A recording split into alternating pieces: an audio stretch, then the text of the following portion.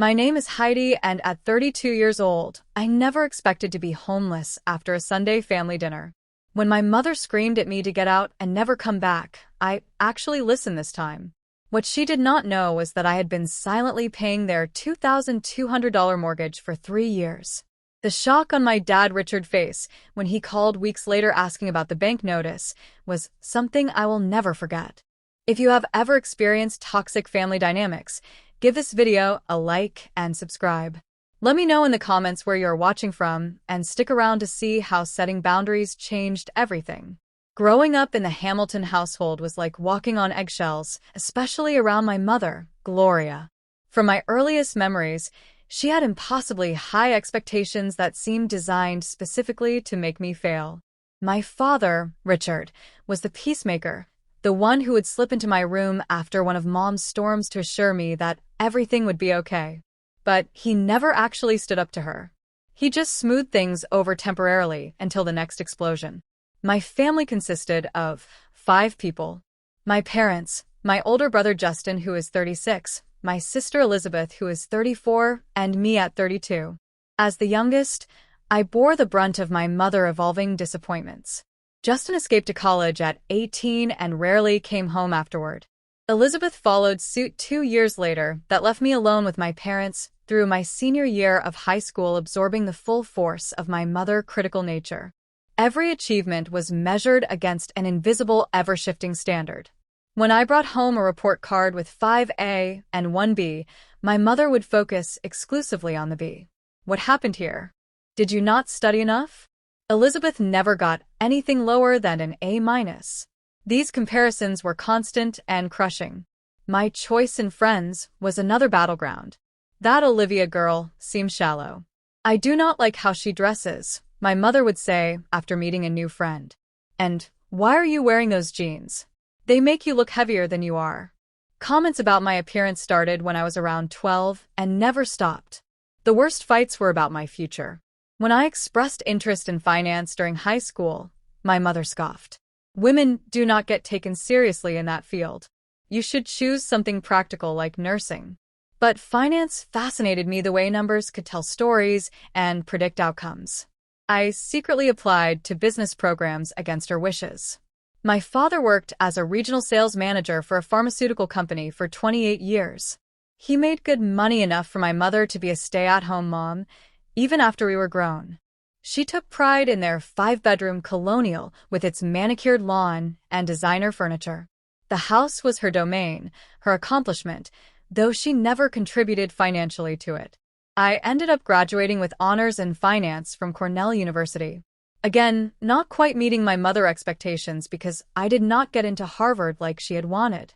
Still, I secured a job at a prestigious financial management firm right out of college and worked my way up to senior financial advisor by the time I was 28. My clients trusted me. My bosses valued me. But at family gatherings, my mother would introduce me with, "This is Heidi. She works with money." As if my career was a hobby not worth explaining. 3 years ago, everything changed when my father was laid off during company restructuring. At 59, he struggled to find comparable employment. The severance package was generous, but not infinite. My mother refused to downsize their lifestyle or consider getting a job herself. At my age, who would hire me, and we cannot leave this house? What would people think? I discovered their financial troubles accidentally during a visit home. I found my father at the kitchen table late at night, surrounded by bills, his head in his hands. When I asked what was wrong, he broke down and admitted they were 3 months behind on the mortgage and at risk of foreclosure. Without telling them, I contacted their mortgage company the next day. I set up automatic payments from my personal account for their $2,200 monthly mortgage. It was a significant chunk of my income, but I had savings and lived modestly despite my success.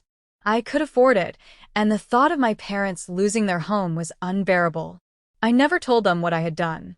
My father eventually found part-time work that he claimed covered their expenses, and I pretended to believe him.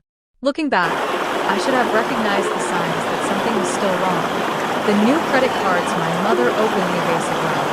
My father answered questions about their finances, the increasing tension between them. Their house was a 5 bedroom villa, a 4B colonial-style home in an upscale suburb of Boston. The kitchen had been remodeled when I was in high school with granite countertops and stainless steel appliances that my mother had insisted upon.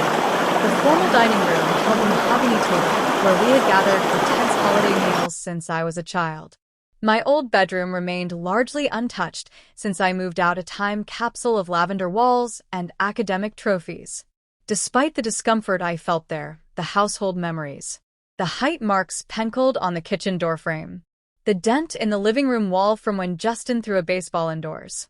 The window seat in the front room where I used to read for hours, escaping into stories where families actually liked each other. It was harder to leave than I expected when the time came. I visited my parents at least twice a month despite the knot that formed in my stomach every time I turned onto their street. These visits were primarily for my father. After losing his job, his confidence had crumbled. I worried about his mental health, especially when I noticed how much the liquor bottles in their cabinet seemed to empty between my visits. The warning signs were everywhere, intensifying over the past year. My mother's criticism grew more barbed, less disguised as concern. When I brought homemade lasagna for dinner, her favorite, she took one bite and asked if I had used low-fat cheese because she could taste the difference, and not in a good way. When I offered to help clean up, she would follow behind me, rewashing dishes I had already done, sighing loudly to make sure I noticed. My father retreated further into himself during these interactions. He would stare at his plate or suddenly remember something he needed to check in the garage. The once confident man who had coached my soccer team and dominated sales meetings now flinched when my mother's voice rose above normal speaking volume. He started keeping a flask in his jacket pocket. I tried everything to rebuild a connection with my mother. I brought thoughtful gifts. A cashmere scarf in her favorite blue, a first edition of the mystery novel she had mentioned wanting to read. I took her to lunch at expensive restaurants. I even booked a mother otter spa day for her birthday, spending $600 on treatments she complained about afterward. The massage was too hard. I told her to ease up. But did she listen?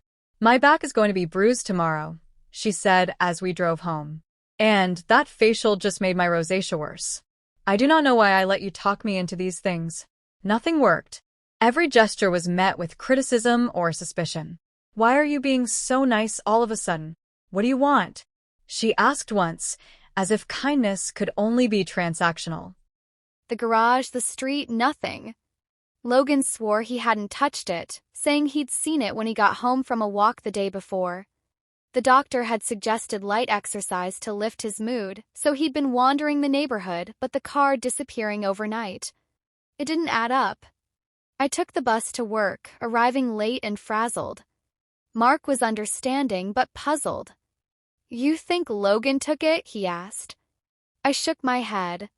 Logan hadn't driven since his diagnosis, too unsteady to trust himself behind the wheel. Still, a seed of doubt took root. A few days later, another blow hit. I stopped by the bank to withdraw cash and found my personal account empty. My heart sank as I checked our joint account, also drained. We've been saving for a new roof. Every penny scraped together. Logan had access to the joint account, but not my personal one. How could this happen? At home, I confronted him, my voice shaking. "Logan, do you know anything about this?" He looked confused, his gaze drifting to the ceiling. "No idea, Millie," he mumbled. His detachment felt off, like he was hiding something. But with his depression, I didn't want to push too hard, afraid I'd make things worse. I reported the car theft to the police, filing a report with a sinking feeling it wouldn't turn up. The missing money was harder to explain. Without family to lean on, foster care left me without that safety net. I felt alone. The weight of our life pressing down. My suspicions about Logan grew, but I couldn't reconcile them with the man I'd married. Was he really capable of this, or was I just paranoid, seeing shadows where there were none? The uncertainty gnawed at me, setting the stage for a truth I wasn't ready to face. The losses piled up. Our car, our savings, my trust, and I felt like I was drowning. The local clinic couldn't do more for Logan, so they referred us to a regional hospital with better resources. One morning, we took a taxi to the hospital, a sprawling building with a crowded lobby that smelled of coffee and antiseptic. Logan was quiet, staring out the window, lost in his thoughts. I clutched the referral letter, my nerves frayed from weeks of worry. I hoped this visit would bring answers, maybe a new treatment to pull Logan out of his fog. After an hour in the waiting room, a nurse called Logan in for his consultation. I settled into a plastic chair, pulling out a paperback to distract myself. Barely a page in, the nurse returned. "Mrs. Williams, Dr. Smith needs to speak with you."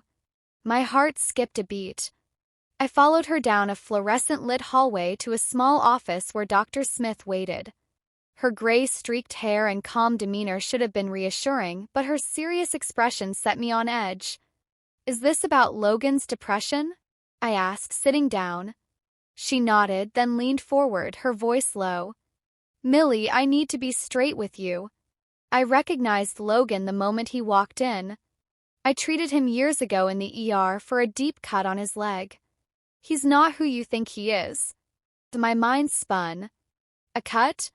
I knew Logan had a scar on his right leg, jagged and faded, but he brushed it off as an old accident. Dr. Smith's next words hit like a freight train. Logan was arrested for fraud a decade ago.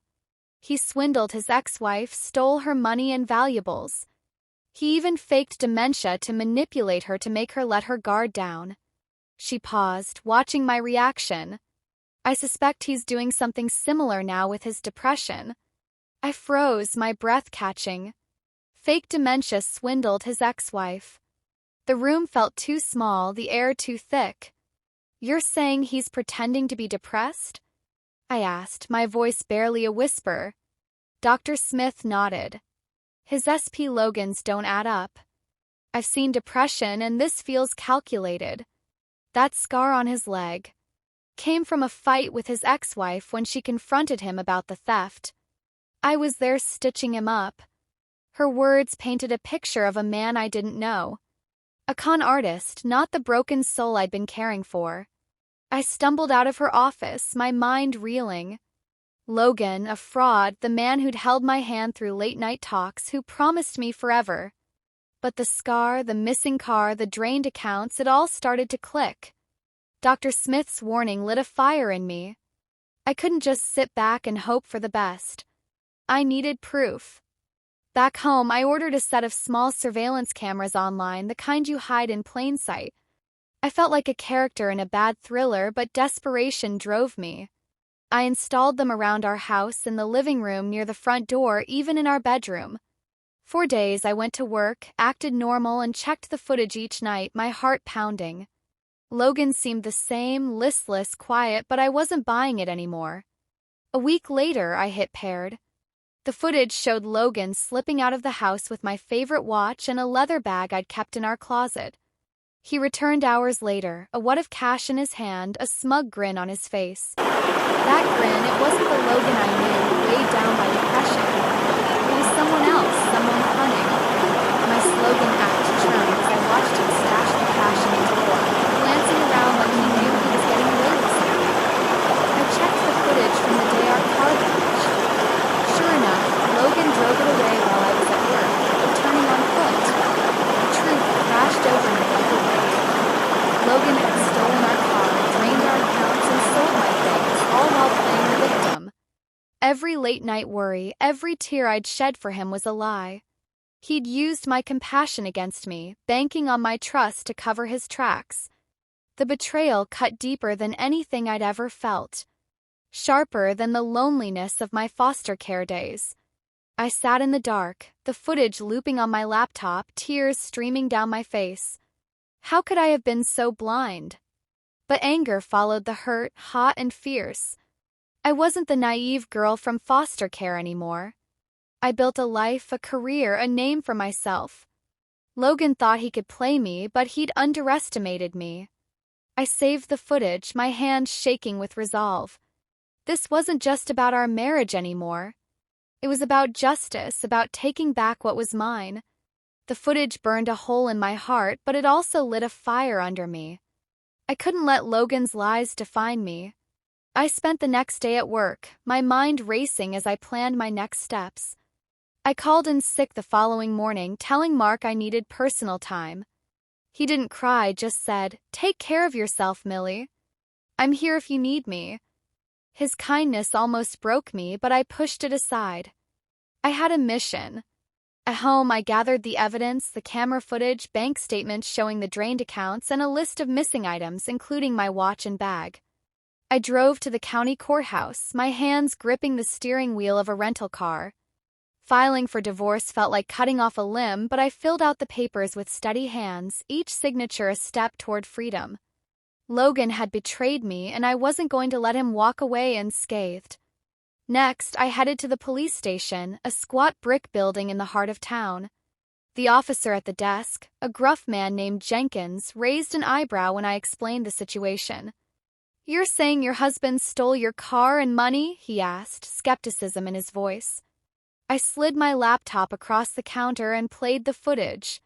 His eyes widened as he watched Logan sneak out with my belongings, that smug grin plastered on his face. "All right," Jenkins said, scribbling notes. "We'll look into it." I gave them everything. Pawn shop receipts I tracked down, the car's van number, and Dr. Smith's statement about Logan's past. Police found our sedan at a used car lot on the edge of town, sold by Logan under a fake name. Pawn shop confirmed he'd sold my watch and bag, matching the timestamps on my footage. When they dug into his record, Logan's fraud conviction from a decade ago surfaced, tying him to the same pattern of deceit. The evidence was ironclad. That afternoon, I returned home with 2 officers in tow. Logan was on the couch flipping through a magazine, looking every bit the depressed husband. When he saw the police, his face palled. "Millie, what's this?" he asked, his voice shaky. I held up the divorce papers, my voice steady despite the storm inside me. "It's over, Logan. I know what you did." The officers stepped forward, one reading his rights while the other cuffed him. "Thomas, you're under arrest for fraud and theft." Logan's mask slipped. He protested, claiming his depression made him, not himself. But I wasn't buying it. "You faked it all," I said, my voice sharp. "The car, the money, my trust, you used me." For the first time, I saw fear in his eyes, not the calculated calm I'd mistaken for illness. The officers let him out, and I stood in our quiet living room, the weight of his betrayal settling like dust. I'd loved him, cared for him, and he turned it into a weapon. But I wasn't broken. I was angry, and that anger gave me strength. As the police car pulled away, I felt a strange mix of relief and sorrow. Relief that Logan couldn't hurt me anymore. Sorrow for the life I'd thought we'd have. I trusted him, built a future in my mind, and he'd torn it apart. But standing there, divorce papers in hand, I knew I'd done the right thing. I wasn't just Millie, the foster kid who'd fought for stability. I was Millie, the woman who'd fought for justice. Months later, the divorce was finalized. Process dragged, tangled up in Logan's legal mess. But when the judge's gavel fell, I felt a weight lift. Logan faced jail time, his second fraud conviction sealing his fate. I didn't attend his hearings. I couldn't bear to see him again. Instead, I focused on rebuilding piece by piece. My savings were gone, the car a memory, but I had my job, my home, and a stubborn spark of hope that refused to die. Work became my lifeline again. I threw myself into projects, staying late to revise employee handbooks or mediate disputes. My colleagues rallied around me, offering coffee runs and quiet support. Mark especially was a rock. He'd check in with the gentle, "You holding up, Millie?" And I'd nod gratefully for his steady presence. But the loneliness crept in at night when the house was too quiet, and I'd wonder if I'd ever trust him. I'd waited so long to find love, only to have it turn to ash. The thought of starting over felt daunting, like standing at the edge of a cliff. One afternoon, I was eating lunch in the break room. Turkey sandwich, nothing fancy. When Mark slid into the chair across from me, his usual store-bought hot dog in hand. "You know," he said, his tone casual but deliberate, "I think you'd do just fine with someone like me." I nearly choked on my sandwich. Mark, with his kind eyes and quiet humor, had always been a friend, nothing more. But the way he looked at me now, steady and sincere, made my heart skip. "I'm serious, Millie." He added, a small smile tugging at his lips. "You're stronger than you know." I was speechless, my sandwich forgotten. Mark stood, gave me a nod, and headed back to his office, leaving me with a whirlwind of thoughts. A romantic relationship with Mark. I'd never considered it. He was my boss, my friend, the guy who brought me energy drinks during my darkest days. But as I sat there, the idea took root. Mark was steady, kind, someone who'd seen me at my worst and still believed in me. For the first time in months, I felt a flicker of excitement, like a door opening to a new possibility. That evening, I stood in my kitchen, staring at the phone. My heart raced as I thought about texting Mark, maybe asking him to grab dinner. The idea of stepping into something new was terrifying, but it also felt right. I'd spent years building a life on my own, and Logan's betrayal hadn't broken me. It had shown me how strong I was. Maybe this was my chance to start fresh, to build something real with someone who valued me. I typed out a message. "Hey, Mark, you free for dinner this weekend?" My thumb hovered over the send button, nerves buzzing. Then I hit it, a smile breaking through. Whatever came next, I was ready. I'd faced betrayal, uncovered lies, and come out stronger. This was my story, and I was writing the next chapter. To everyone who's followed my journey, thank you. You've walked with me through heartbreak, deception, and the fight to take back my life. If my story hit you, stirred something in your soul, hit that subscribe button and join us. Every scar tells a story of survival. Every step a chance for a new beginning. Keep fighting for your truth, and I'll meet you at the table where we rebuild one brave choice a day.